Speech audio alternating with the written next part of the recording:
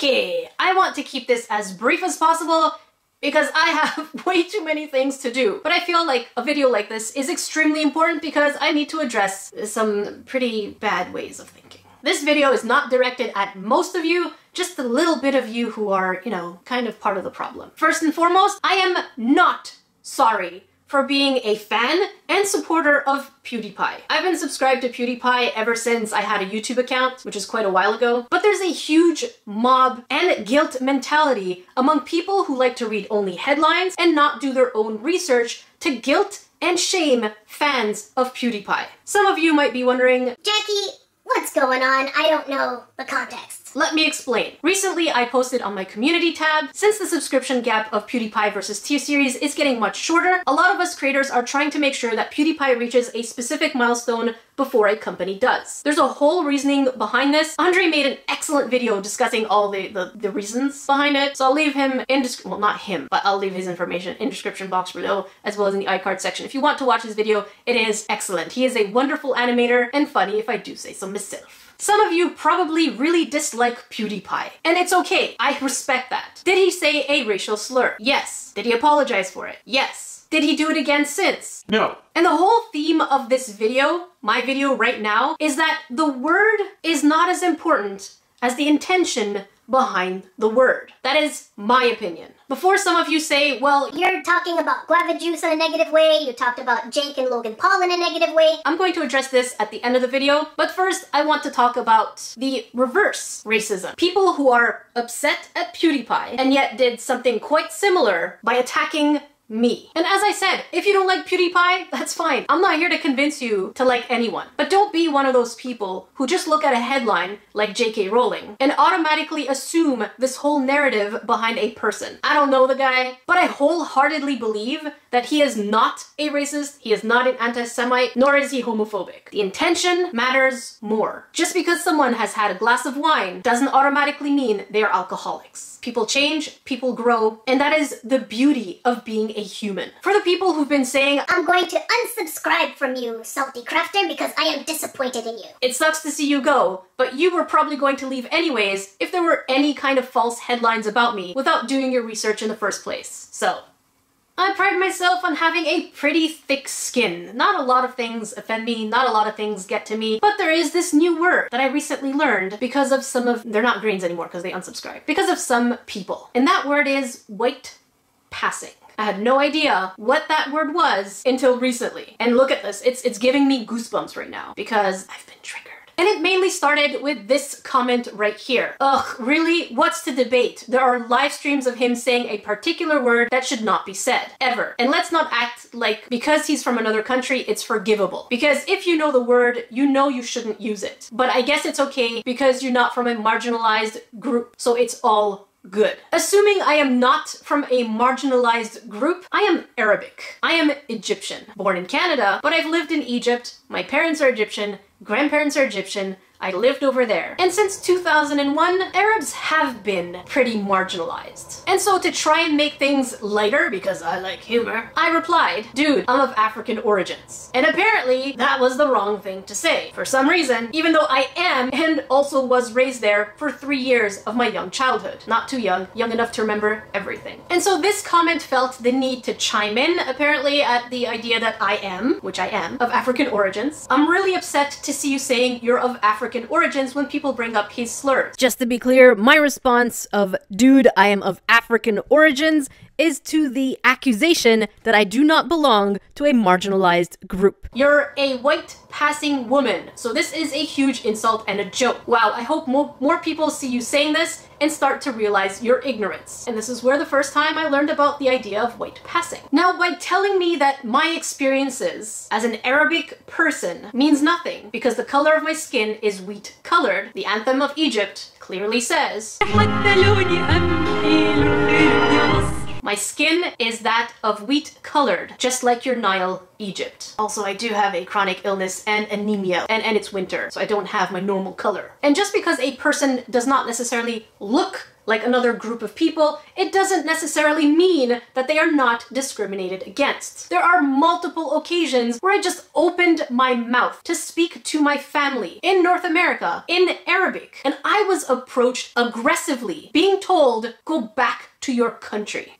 I have clear facial features that are also Arabic. So I think by disregarding someone else's race and ethnicity, suddenly the people who were saying that Pewdiepie is the issue, they've become part of the problem. Genuinely part of the problem. And that's because the intention of their words towards me was in fact to harm. Because disregarding who I am and how I grew up and the experiences that I may have had with segregation, just because you believe my skin tone matches something that makes you uncomfortable, that's your problem, which means that you are part of the problem. Those are insecurities and very unhealthy insecurities. So you may feel that your looks impede on who you are in the country you live in, but my tongue, my language, and my very Arabic last name have also not given me the opportunity to be there for interviews the second they see the last name. So don't go ahead and spew "you are white passing" to random people who legitimately have an identity that may have been judged. And like I said, since 2001, it has not been an easy ride. What I'm trying to say is that racism doesn't just come in a physical appearance. It comes in an identity and in a language as well. Even in the province that I live in Quebec, English people are also segregated and not given the proper service as our French counterparts. So don't try to solve a problem by creating a new problem. That's not how things work. That's not how you have healthy debates. To me, calling someone white passing is probably worse than someone having called me an Arabic racial slur. Because at least that racial slur acknowledges that I have an identity. That word white passing is so racist in my point of view towards not just people of color that you're thinking that are not colored enough for you, but also to white people. And from an outsider's perspective, the US can be quite confusing. Let me explain. You guys have shows like Family Guy and South Park that air on TV. Edgy jokes? Yes. Racist comments? Yes. And yet these shows have been airing on your television for the longest time ever. And so some outsider YouTubers, not necessarily me, may think that these kinds of jokes are what land that kind of audience. But they are met with outrage and blown out of proportion headlines. So it can seem quite confusing for someone who is on the outside. They're trying to be comedians and mimicking the kind of shows that could be airing on your own TVs. And I do understand that some of you might be frustrated from these kinds of shows, and you feel that the only way your voice can be heard is by projecting those feelings onto a YouTuber because they are the closest thing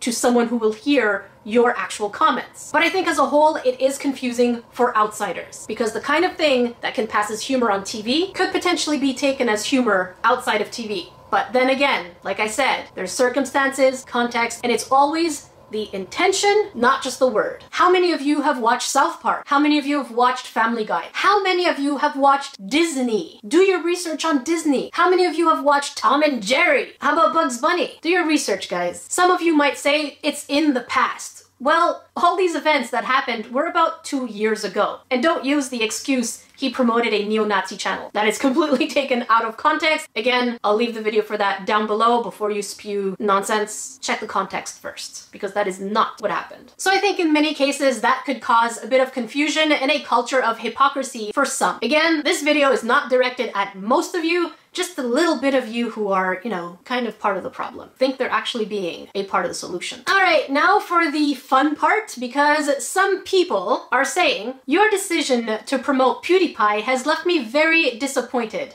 I'm not sure why. Let's take a little pause here. And the idea of not sure why is because it's not a fully informed decision. Instead, it is based on headlines. Especially as you've criticized and commented on the influence that YouTubers can have on kids. You've chosen to support a man who has used racial slur in a video and promoted a neo-Nazi channel. Again, I know this person hasn't done their research because he hasn't promoted a neo-Nazi channel. Look at the context. I'm not going to do all of this. If you're interested in research, I'll leave links to those down below. That way you can watch different sources instead of just reading headlines. I've unsubscribed from your channel. In the same light, another comment says, being racist and supporting other racist channels isn't controversy. He has a lot of young viewers and he's exposing them to vile racism and white supremacist idea. You're so quick to condemn people like Guava Juice for their scammy crap kits, but then you actively support someone who has done racist and anti-Semitic things on his channel. But at least with this person, they're asking me a question back, which means that it's opening the debate. That I admire and that I respect. How can you condemn the first but support the latter? Alright, so first things first, there's a huge difference between the channels that I criticize, like Guava Juice, Jake Paul and Logan Paul, and the Key Brothers. Those three channels specifically target children. Think of it as Sesame Street or any other kids' TV shows. They're specifically designed for children in mind. Not only are designed for children, that is the audience they seek. Meanwhile, channels like mine, I make family-friendly content because it's a professional setting, but I am not a kids' channel. There are kids who watch, but in my analytics, my audience is 18 and over predominantly. So for those of you who are saying that I am promoting to children, the answer is no. I am promoting to my audience who are majoritarily around my age. There are kids, but that goes with every single channel. But I am not a children's show. I hope you see the difference. Children's channels like Guava Juice, Logan Paul, Jake Paul, and the Key Brothers, promoting gambling to an audience they specifically know they are targeting is very different than a channel like mine. An even more mature audience, in terms of age, not necessarily mine. I can't say much because I watch it too. We have channels like H3H3 and Pewdiepie. Are there kids who watch? Yeah. Are they kids channels? Heck no. You have to be very aware of the kind of content that's out there and who they're targeting. Now, would my opinion of Guava Juice change had he actually stepped up and apologized for what he did? Yeah, most definitely. But the fact that he knows, and he even commented on one of my videos about the crap quality that he's selling to children and still doesn't change them and does hundreds of thousands of dollars promoting gambling websites to children, tells me clearly that he does not care one bit about his audience. Meanwhile, people who genuinely apologize for doing dumb things, like Felix, is being way more condemned than a children's channel. Do you see the hypocrisy in some situations here? In addition to having apologized, Felix also did a lot of charities and raised money for good causes. So I am not sorry for being a supporter of someone who's made mistakes, apologized, and is constantly giving back to the community. But to those people who felt the need to label someone as a villain and then go ahead and label me as someone whose experiences do not matter, you're part of the problem. 100%. You are part of the problem. We are human, we make mistakes, and when we grow and evolve and change, that is when things can be better. So channels that target kids like Guava Juice use their audience as a means to an end. And that's why I still have problems with them. So look at the intention behind the word and not just the word. I am back to crafting videos and salty reviews, so stay tuned for that. I just felt like I needed to address this because a lot of people stay quiet about these things, and my mom taught me to not let someone tarnish my name because they think something else about me.